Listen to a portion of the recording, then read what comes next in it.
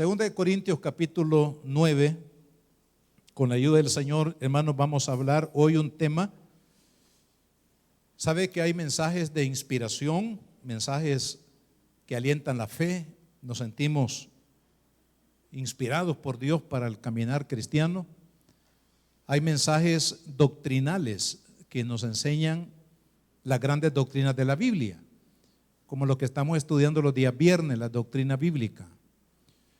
Pero hay otros mensajes de enseñanza, mensajes que nos instruyen en algunos aspectos de la vida cristiana, de la vida cotidiana, y hoy es uno de esos casos. Hoy vamos a dar una enseñanza bajo el tema Principios de la buena administración de nuestros recursos. Principios de la buena administración de nuestros recursos. Dice la palabra de Dios, 2 de Corintios capítulo 9, versículo 6. Pero esto digo, el que siembra escasamente, también segará escasamente. Y el que siembra generosamente, generosamente también segará. Cada uno dé como propuso en su corazón, no con tristeza ni por necesidad, porque Dios ama al dador alegre, y poderoso es Dios para hacer que abunde en vosotros toda gracia, a fin de que, teniendo siempre en todas las cosas lo suficiente, abundéis para toda buena obra. Padre, te pedimos que a través de tu palabra tú hables a nuestros corazones, Señor, que nos ministres en esta área de ser buenos administradores de los recursos que tú pones en nuestras manos. Señor, bendice, Padre, a tu pueblo, a los que se conectan a través de los medios de comunicación. Señor, instrúyenos en tu palabra y por el gran Maestro, el Espíritu Santo, que opera en los hijos de Dios. En el nombre de Jesús. Amén. Hermanos, cuando hablamos de Dios, quiero que no lo veamos únicamente como ese Padre que sustenta la vida espiritual. Tenemos perdón, tenemos fortaleza, tenemos paz, ayuda de parte de Dios en los momentos de dolor, de soledad, cualquier situación que vivimos. Ahí está el Padre para ayudarnos, para sustentar nuestras vidas en la parte espiritual. Sino que veamos a Dios como lo que Él es, un Padre que cuida de manera integral de nuestras vidas. Dios también tiene cuidado de nuestras necesidades financieras, de nuestros hogares, ¿verdad? Dios dice la palabra, y esto lo declara el apóstol Pedro en su primera carta. Él dice que echemos toda ansiedad sobre Él, porque Él tiene cuidado de nosotros. Es decir, y aquí el apóstol Pedro en este contexto está hablando acerca de las necesidades que atravesamos en nuestra vida familiar, las necesidades económicas que enfrentamos también. Dios, hermanos, quiere guardar, proteger, suministrar todo aquello que usted y yo necesitamos de manera integral. Cuando hablamos de necesidades, las podemos clasificar, por lo menos yo tengo siete clasificados acá. Primero, las necesidades espirituales, relacionarnos con Dios, la salvación, el perdón, la seguridad de la vida eterna, etcétera. Las necesidades intelectuales, ¿verdad? Tener sabiduría, educación, ¿verdad? Crecimiento en nuestro conocimiento. Por otro lado, las necesidades emocionales, que tengamos paz, que tengamos gozo, que tengamos alegría, que veamos la vida de una manera diferente como lo ve el mundo. El otro apartado sería familiares, o sea, la unidad del matrimonio, el amor a los hijos, el respeto, la valoración familiar. Por otro lado, tenemos la seguridad. Es una necesidad fundamental del ser humano sentirse seguro en el sentido físico, en el sentido emocional, como también en el sentido familiar. El otro apartado es la salud, que tengamos bienestar físico, que tengamos acceso a la salud cuando nos enfermamos. Todas estas necesidades están ahí en la palabra de Dios y es Dios el que suple cada una de ellas. Pero también está la parte financiera, que es la parte donde Dios se ha comprometido con usted y conmigo como hijos a suplir toda necesidad en nuestros hogares. Amados hermanos, cuando usted y yo vemos a Dios como ese Padre que integralmente tiene cuidado de cada una de nuestras necesidades, sean espirituales, intelectuales, emocionales, familiares, de seguridad, de salud o financieras, nuestro Padre que es bueno, Él está disponible, está dispuesto para bendecirnos en todas estas áreas. Y por supuesto me voy a referir más particularmente en el aspecto de las finanzas. ¿Cómo podemos ser bendecidos por Dios y prosperados en el área financiera? Creo, hermanos, que las iglesias y particularmente los pastores hemos sido inhibidos a hablar de los temas financieros porque ha habido una corriente que se conoce como la prosperidad, que ha traído temor a los ministros y a los cristianos incluso de hablar o de ver en la Biblia los principios que tienen que ver con la parte financiera o la sustentación. Pero quiero decirles que aún la misma Biblia habla de prosperidad. Lo que sucede es que han habido personas que han manipulado la Biblia, las escrituras, para hablar cosas que no están sustentadas en los principios de fe en la palabra de Dios. Ahora, esta mala interpretación o aplicación de la prosperidad divina para el pueblo de Dios, para los hijos de Dios, o la sustentación, ha traído temor a nosotros. Y cuando pensamos en dinero, dice, bueno, yo no le voy a pedir al Señor dinero porque la verdad es que Dios tiene cuidado de mí en la parte espiritual, pero no en el dinero. Pero eso no es cierto. La sustentación de Dios es integral. En este año, al principio de este año, el Señor en las cadenas de oración que llevamos a cabo, puso en mi corazón, y lo hemos estado haciendo todos los días que oramos, al final, de repetir como una bendición para que el pueblo de Dios sepa que Dios tiene un cuidado integral de su vida, lo que dice el Salmo 103 en los primeros 4 versículos, que dice: bendice alma mía Jehová, y bendiga todo mi ser su santo nombre. Bendice alma mía a Jehová, y no olvides ninguno de sus beneficios. ¿Y cuáles son esos beneficios de Dios? Lo que yo le llamo la bendición integral de Dios para sus hijos, para su pueblo. Dice, Él es el que perdona todas tus iniquidades. Ahí está la parte espiritual. Él es el que sana todas tus dolencias. Hay parte espiritual ahí porque se trata de dolencias del alma y dolencias del cuerpo físico. Dice, Él es el que rescata del hoyo. Se refiere a la muerte, se refiere al sepulcro, se refiere, hermanos, a esos momentos críticos que atravesamos en la vida y que Dios nos rescata de la misma muerte o del peligro de muerte que enfrentamos. Él es el que te corona de favores y de misericordias. Ahí tiene que ver con la parte de la sustentación, de lo que usted y yo necesitamos para la vida. Él es, dice, el que sacia de bien tu boca, es decir, que no nos falte el alimento, que no nos falte la bendición de Dios, como Jesús nos enseñó a orar: el pan nuestro de cada día, dánoslo hoy. Ese es un beneficio del Señor. Y también dice, Él es quien renueva tus fuerzas como el águila.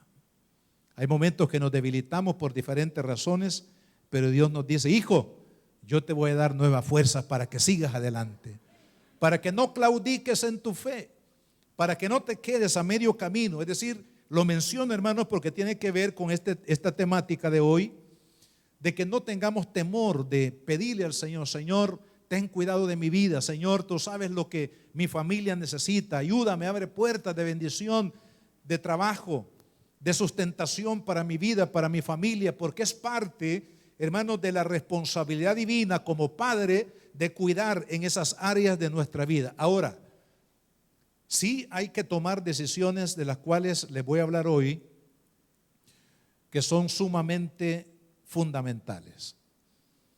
Porque no podemos por una parte decirle: Padre, bendíceme, ayúdame, abre puertas de bendición, prospérame en mi trabajo, en mi profesión, en mi economía, en mi hogar, y al mismo tiempo estemos llevando a cabo prácticas que no son sustentadas por Dios, que no son respaldadas por Dios. Al contrario, tenemos que sacarlas de nuestra vida. Por lo menos le voy a hablar de 3 aspectos financieros que Dios nos dice en su palabra que debemos evitar en nosotros. Primero, la codicia. Éxodo 20:17, ahí están los 10 mandamientos, que fue como la ley resumida, porque no es esa la ley de Dios, ese es el resumen de la ley, porque la ley que Dios le dio a Moisés tiene muchas explicaciones y muchas aplicaciones, pero digamos el resumen de los mandamientos que Dios le dio a su pueblo Israel. Allá en el Sinaí están los 10 mandamientos. ¿Qué dice el número 10? Dice: no codiciarás. Y aquí habla de aspectos incluso morales, porque dice: no codiciarás la mujer de tu prójimo. Yo diría también al hombre de tu prójima, porque se puede dar en ambos sentidos, que el hombre codicie a la mujer de su prójimo, pero también hay mujeres que codician al hombre de su prójima. Entonces es un mandamiento, hermanos, que nos habla de no desear tener lo que no es nuestro, de conformarnos con lo que Dios nos ha dado a cada uno de nosotros.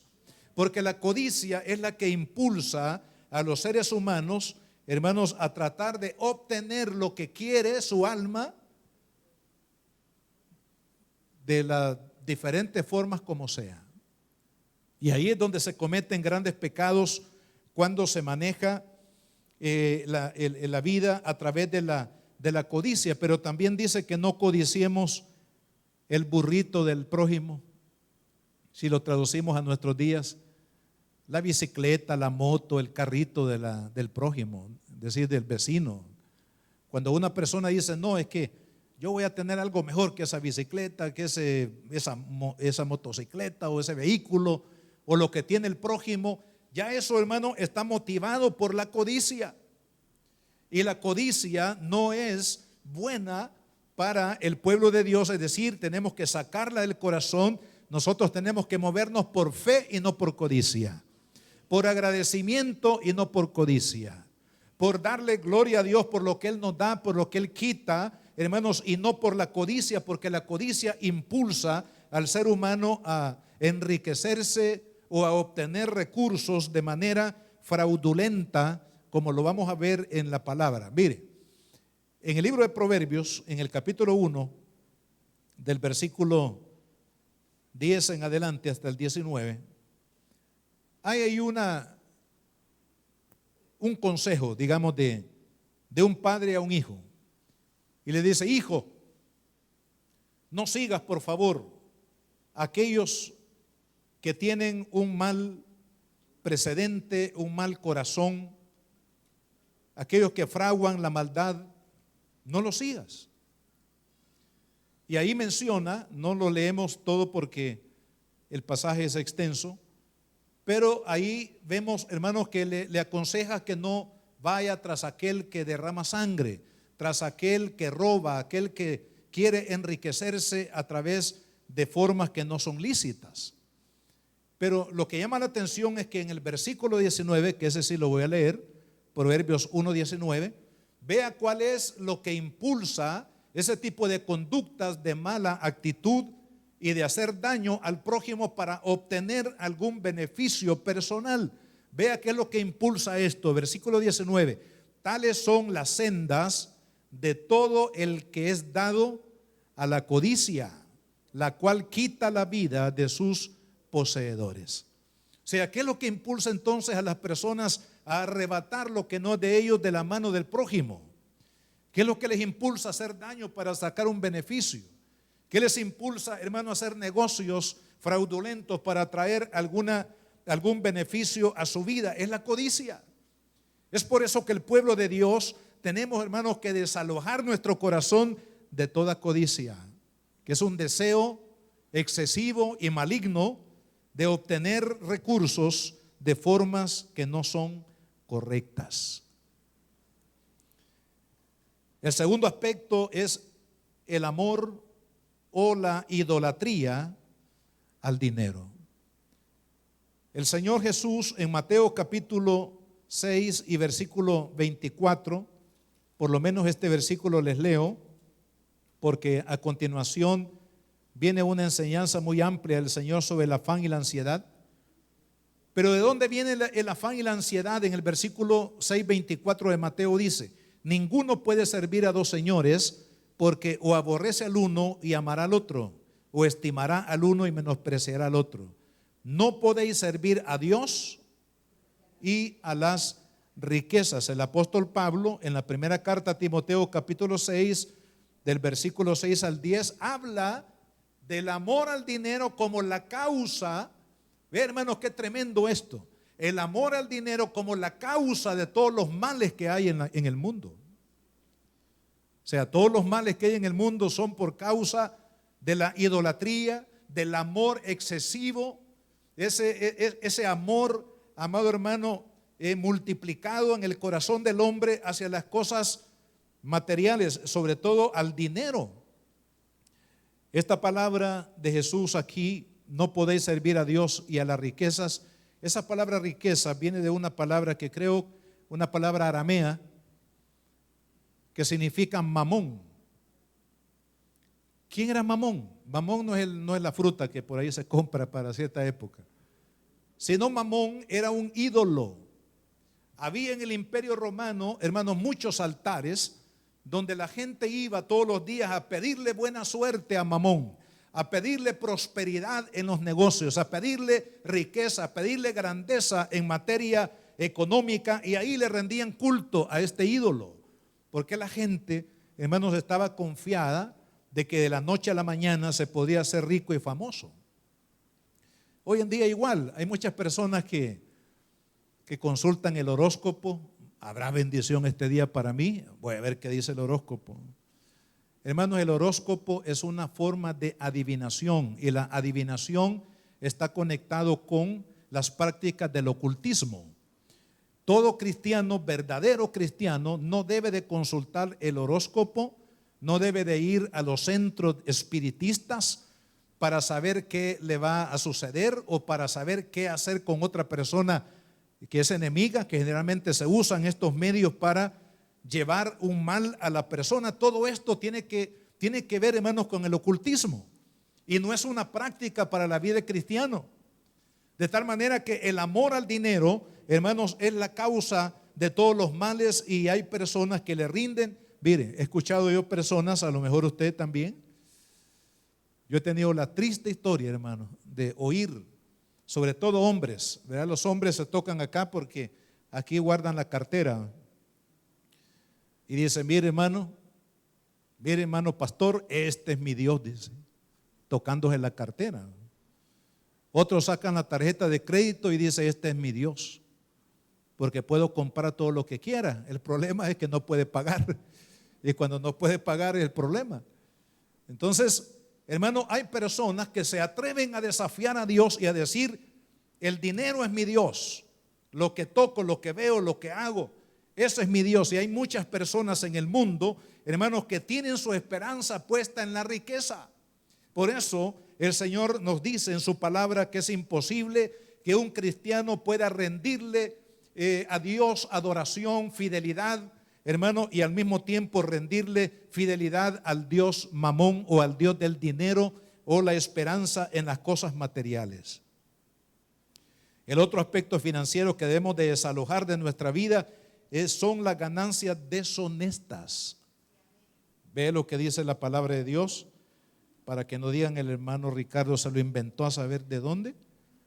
En la primera carta de Pablo a Timoteo, en el capítulo número 3, hay mucho que decir de esto en la Biblia, pero ahí está en la Biblia. Leámosla y vamos a descubrir todos los principios que están relacionados con la sustentación o el dinero.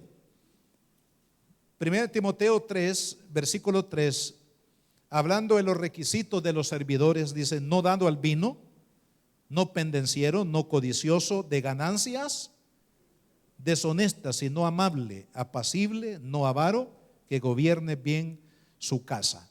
Pero dentro de todos los requisitos para el servicio en la obra del Señor, dice: no dado a codicias que lo lleven a hacer labores deshonestas para obtener, hermanos, dinero. ¿Cuáles podrían ser algunas de las ganancias deshonestas? Que viene por robo, por mentira, por no trabajar a conciencia, por negociar con las cosas espirituales, con la fe, cobros excesivos como los que hacía. ¿Se acuerdan de aquel hombre llamado Zaqueo? Era cobrador de impuestos, pero cobraba 4 veces a las personas. Le decía: mire, usted tiene que pagar $1, por ejemplo, de impuesto diario, pero le voy a cobrar 4 o 5. Se quedaba con la otra parte él, entregaba a Roma lo que pertenecía a la cuota que se debía dar, y lo otro se lo tomaba él. Estaba cobrando de manera excesiva. Pero también falsificar nombres, falsificar documentos, etcétera. La lista puede ser enorme, hermano, de las ganancias deshonestas que el creyente, el Hijo de Dios, debe de desalojar completamente de su corazón y de aprender a confiar por fe en la bendición de Dios para su vida. Porque el creyente, dice la Biblia, que no andamos por vista, no andamos por el materialismo. Hermano, en el mundo, ¿sabe qué es lo que mueve? Por eso es que hay tanta corrupción en los gobiernos, en las empresas, en los trabajos, bueno, en la sociedad misma. ¿Por qué? Porque el mundo, hermano, se gobierna bajo el pensamiento del materialismo. Pero Dios dice: no, hijo, el materialismo, que es un demonio, hay que sacarlo de tu corazón y aprende a confiar en mí. Aprende a confiar, a caminar por fe, porque es la fe la que Dios, hermano, ha de respaldar en la vida de sus hijos. En segundo lugar, ¿qué principios entonces de la economía de Dios debemos de aplicar a nuestra vida? Primero, ganar con nuestro trabajo el dinero de manera honesta.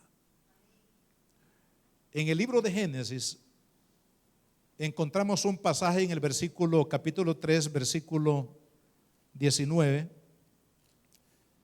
donde Dios, hermanos, le da al hombre un mandamiento. Y este mandamiento de Dios dice, Génesis capítulo 3, versículo 19: con el sudor de tu rostro comerás el pan hasta que vuelvas a la tierra. Esa expresión, con el sudor de tu rostro, implica la manera honesta, la manera, hermano, fiel, la manera como el hombre debe de trabajar de manera consciente para obtener el recurso que necesita para él y para su familia. Cuando nosotros entendemos que el trabajo no es una maldición, le hemos creído más al negrito del batey que a la Biblia, hermano. Porque por ahí apareció una canción hace un tiempo que dice esta canción que el trabajo es una maldición. Pero la verdad es que el trabajo no es una maldición, es una bendición de Dios. Es un medio que el Señor nos brinda, nos da para que nosotros podamos llevar el sustento, hermanos, a la familia. Yo sé que estamos en tiempos difíciles de una economía bastante, hermanos, crítica, pero los principios de Dios no varían. Si nosotros trabajamos honestamente, si trabajamos con diligencia, hacemos nuestro trabajo bien para la gloria de Dios, no al ojo del hombre, sino al ojo divino, hermanos, y trabajamos de esa manera, Dios nos ha de bendecir. ¿Por qué? Porque Dios, el que ha, amado hermano, respaldado su palabra, sus promesas y sus mandamientos, Dios los va a respaldar siempre. No importa en qué tiempo vivamos o en qué circunstancia nos encontremos, Dios siempre va a respaldar su palabra, porque su palabra es eterna. En la carta de Pablo a los Efesios, en el capítulo 4, versículo 28, vea cómo Pablo define lo que es la vida nueva en Cristo. Y la vida nueva en Cristo también implica el trabajo. Dice: el que hurtaba, no hurte más, sino trabaje, haciendo con sus manos lo que es bueno, para que tenga que compartir con el que padece necesidad. Gloria al Señor. Dice, el que en el mundo, con los vicios del mundo, adquiría bienes robando, ahora ya no robe, sino trabaje. Y trabaje, dice, honestamente, con honra. Y Dios lo va a bendecir, y lo va a bendecir de tal manera que el vaso va a rebosar, para que podamos bendecir a otras personas que están también en grande necesidad. Segundo principio, hermanos, es la administración de los recursos que Dios nos da. Porque una cosa es obtener recursos. Hay personas que obtienen recursos y de repente dicen, ya no tengo nada. O sea, como en saco roto, dice la Biblia. Entonces quiere decir que se requiere sabiduría de Dios para la administración del dinero o de los recursos que Dios nos da, para poder, hermanos, multiplicarlo. La palabra administración o administrar significa poner empeño en multiplicar lo que he recibido. El buen administrador multiplica lo que recibe. El mal administrador disipa todo lo que ha recibido. Y en eso estriba la diferencia entre un buen administrador y un mal administrador. ¿Qué dice la Biblia al respecto? Primera de Corintios capítulo 4, versículo 1 y 2. Les leo lo que dice la palabra. Primera de Corintios 4, 1 y 2. Así pues, ténganos los hombres por servidores de Cristo y administradores de los misterios de Dios. Vea, ahí está la palabra administración, es bíblica. Ahora bien, se requiere de los administradores, o sea, de cada uno de nosotros, que cada uno sea hallado fiel en la administración de los recursos que Dios nos ha dado. Hermano, el buen administrador debe de incluir 4 cosas importantes para hacer multiplicar o que la bendición que recibe sea multiplicada. Primero, organizar bien los recursos que tiene. Segundo, potenciar los recursos que ha recibido. Tercero, no desperdiciar. ¿Cuántos desperdiciamos agua? Desperdiciamos energía eléctrica, desperdiciamos teléfono o llamadas, ¿verdad? O desperdiciamos comida. ¿Sabe, hermanos, que dicen por ahí en un estudio que se hizo en los Estados Unidos, que toda la comida que Estados Unidos bota cada día, que son miles de toneladas de alimentos, podrían calmar el hambre de todo el continente africano? Toda la comida, hermanos, que este país, y no digamos Europa de igual manera, hermanos, que votan por las leyes que rigen la conducta de los alimentos y de las personas que venden y compran los alimentos, a la basura. Usted recuerda que Jesús hizo un milagro, multiplicó los panes y los peces. Dice la Biblia que cuando el Señor le dio de comer a todos, las personas se saciaron. Quiere decir que hasta aquí les llegó la comida, ya no les cabía un bocado más. Eso es lo que quiere decir la Biblia, y usa otra palabra que no la vamos a mencionar en las traducciones anteriores. Pero dice que las personas estaban ya hasta aquí, saciados completamente. Entonces Jesús llega, me imagino, no lo detalla la Biblia, pero me imagino que Jesús llega y ve donde está aquella multitud, están sentados, aquí una gran estómago así. Y dice el Señor, ¿cuánto desperdicio hay? Dijo. Llamó a los discípulos y les dijo, miren, vayan y consiga cada uno de ustedes una cesta, la más grande que puedan. Y venían los discípulos con las cestas, esos depósitos, esas bolsas, y les dijo, recojan todos los pedazos que hay botados aquí. Y la Biblia dice que se recogieron 12 cestas de pedazos que habían sobrado. La pregunta es, ¿qué se hizo con esas 12 cestas de pedazos? Lo más probable porque no lo da la Biblia en detalle, pero en vano hubiera sido que Jesús dijera, recojan todos los pedazos para irlos a botar. Lo más probable es que lo habrán llevado a alguna colonia de leprosos. Ustedes saben que la colonia de los leprosos era muy común en el tiempo bíblico, y hablamos de eso hace unos días atrás. Probablemente aquellas personas pobres en extremo, que necesitaban ese pedazo de pan que ya no les cabía, aquellos que habían sido alimentados, o ese pescado. Hermanos, el Señor dijo: recójanlo para que nada se pierda, dijo Él. Entonces, en la buena administración hay que organizar bien los recursos que se tienen, hay que potenciar los bienes que se tienen, no hay que desperdiciar absolutamente nada. Y el cuarto elemento de la buena administración es multiplicar, es decir, hacer crecer el bien que Dios ha depositado en nuestras manos. Una de las cosas lindas que yo admiro de mi esposa me ha enseñado mucho, hermano. Yo venía en mi vida cristiana, cuando me casé con ella, digamos como esas piedras rústicas, ¿ve? Y mi esposa me ha ayudado a alisar un poco muchas áreas de mi vida. Y una de las áreas en la parte de la economía. Yo recuerdo que cuando le compartíamos para las necesidades de la familia el dinerito que mi esposa recibe, oraba de esta manera y decía: Padre, bendice este recurso, multiplícalo. Y yo no sé cómo hace ella, pero hasta el día de hoy hasta más gordito estoy. No he dejado de comer ni un día, al menos que sea día de ayuno y que la cocina esté cerrada. Pero Dios ha sido fiel, hermano, con nuestros hijos. Ha sido fiel el Señor en la educación, en la salud, en el alimento, hermanos, en proveernos un techo para vivir. Dios ha sido fiel, ha sido bueno.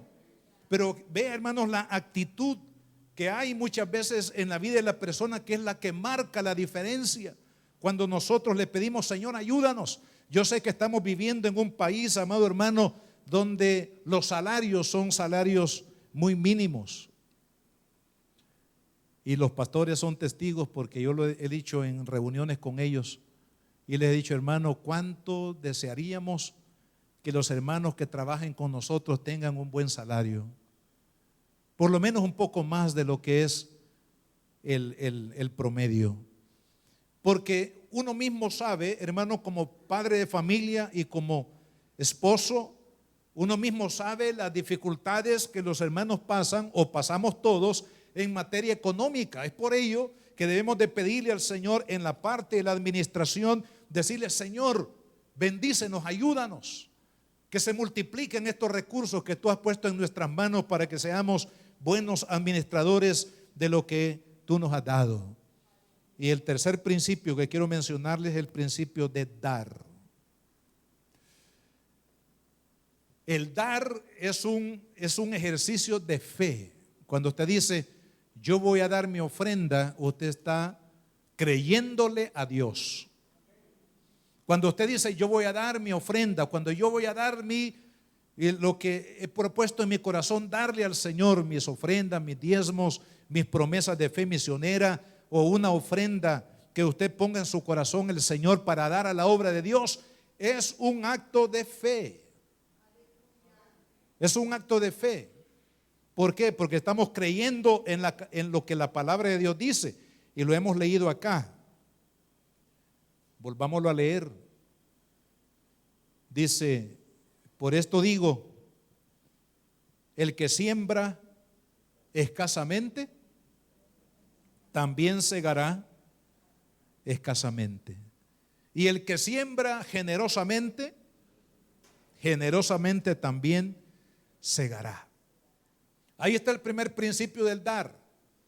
Dar de manera generosa para el Señor, para la obra de Dios, para el pobre, para el necesitado, para el hermano que no tiene un empleo, no tiene un trabajo, y yo le puedo ayudar a mi hermano a paliar un poco la situación.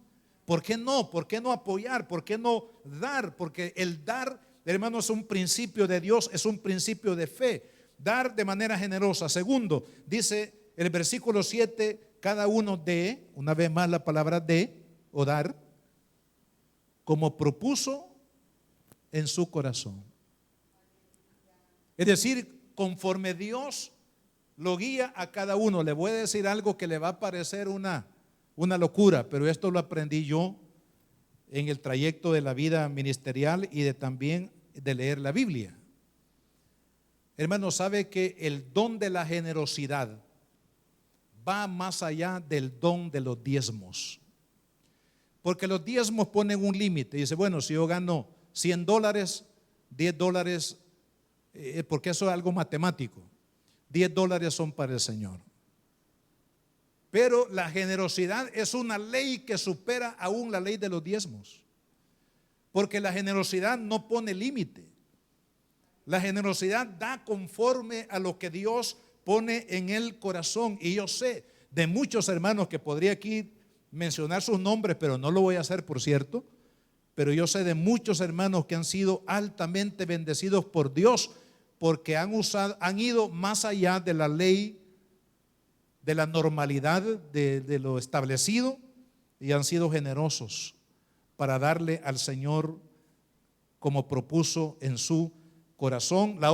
El otro principio de dar, dice, no con tristeza. Si usted va a decir, mire, hermano, me da una ganas de llorar cuando pasa la ofrenda. Y cuando va la hermana con el depósito de la ofrenda, me le quedo viendo al depósito hasta que ya sale allá por la puerta del templo la hermana, lamentando lo que he dado. No, hermano. Mire, si usted siente dolor para darle al Señor, mejor no lo dé. Porque dice la palabra, no con tristeza, ni tampoco por necesidad. Porque hay personas que dicen, mire, ahí donde hay necesidad yo voy a dar mis diezmos, y lo dan por todos lados. Pero la verdad es que no debemos de dar ni con tristeza ni por necesidad, porque Dios dice, ama al que da con alegría, y el que da con alegría para mí es el que da con fe. Es el que da con certeza de que Dios bendice a aquel amado hermano que obedece los principios de la palabra del Señor. Yo sé que del mundo uno trae un bagaje, y tristemente a veces los mismos papás en el hogar les enseñamos mal a los hijos en materia financiera, porque les enseñamos de acuerdo a lo que nos enseñaron a nosotros. Pero es tiempo de cambiar ese ciclo, de romper ese ciclo de maldición, ese ciclo, hermanos, que nos lleva a la miseria, a la pobreza, a la destrucción de nuestra vida, nuestros hogares, aplicando los principios de la palabra de Dios. Eso significa, amado hermano, que tenemos que dejar de lado la codicia, dejar de lado el amor o la idolatría al dinero, dejar de lado a la ganancia deshonesta y aplicar los principios de Dios, que son ganar el dinero con un trabajo honesto y diligente, administrar con la sabiduría del Espíritu Santo los recursos que tengo, y también que Dios me ayude a dar. Porque dar es la ley de Dios para ser bendecidos. Dice la Biblia que más bienaventurado es dar que recibir. Y mire, aquí aplica una palabra que quiero también recordársela ya finalizando. Versículo 10 dice, y el que da semilla al que siembra y pan al que come, o sea, hablando de Dios, ¿quién es el que da la semilla? La semilla no se puede fabricar, hermano. Hasta el día de hoy no tengo conocimiento de una persona, de un agrónomo, un profesional en este campo que pueda fabricar semillas. Y si alguno lo ha logrado, lo ha tomado de un principio divino de la creación, porque no puede salir de la nada. Si alguien ha creado una semilla, es porque sacó de una semilla lo necesario para hacer una semilla. Pero esto es Dios el que da la semilla. Da la semilla para que sembremos, y la semilla que sembramos trae pan. Pero también dice, Él proveerá y multiplicará vuestra sementera. La palabra sementera es el granero, donde usted almacena, o donde almacenaban en aquel tiempo la semilla. Dios dice, va a aumentar la sementera, es decir, va a aumentar el granero cuando somos fieles a Dios, cuando damos con amor, con disposición de corazón, hermanos, y de manera fiel a la obra del Señor, y Él aumentará los frutos de vuestra justicia para que estéis enriquecidos en todo para toda liberalidad, la cual produce por medio de nosotros acción de gracias a Dios. O sea que Dios nos bendice para bendecir y no para enriquecernos. Dios nos bendice para bendecir.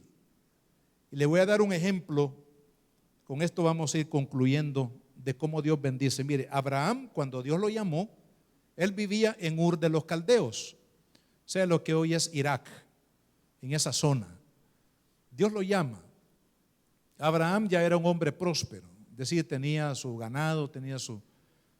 Pero a pesar de que Dios lo llama, hermanos, a una tierra desconocida completamente para él, probablemente no se llevó todo lo que era parte de él, pero por fe salió. Y en el camino, Dios lo prosperó en gran manera. Tanta era la prosperidad de Abraham que un día le dijo a su sobrino Lot: mira, estamos teniendo problemas de conflicto entre los pastores de las ovejas que tú pastoreas y los pastores que están pastoreando mis ovejas. Entonces mejor le dijo: apártate de mí, toma la tierra que tú quieras, ve con lo que te he dado y yo me quedaré con lo que tú dejes. Imagínense qué oferta, hermano, que le digan a usted: mire, ¿cuál tierra quiere? Algunos dirían el valle de Zapotitán. Ahí, esa es la tierra que quiero, o alguna otra tierra próspera del Salvador. Entonces Lot dijo: la tierra de Zapotitán quiero, tómala. Y se fue.